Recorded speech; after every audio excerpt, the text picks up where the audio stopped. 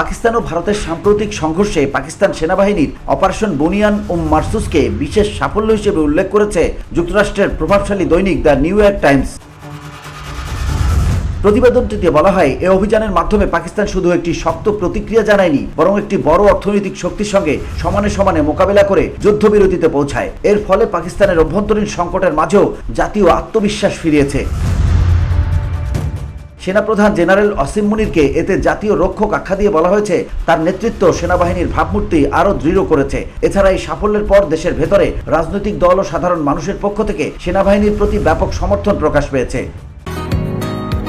বসুন্ধরা, উত্তরা, বনশ্রী, কুড়িল ও বাড্ডা সহ রাজধানীর বিভিন্ন স্থানে অভিজাত ও অত্যাধুনিক মানের ফ্ল্যাট কেনার এক নির্ভরযোগ্য প্রতিষ্ঠান প্লেজেন্ট প্রপার্টিজ লিমিটেড। তাই আপনার স্বপ্নের আবাসনের জন্য আজই যোগাযোগ করুন।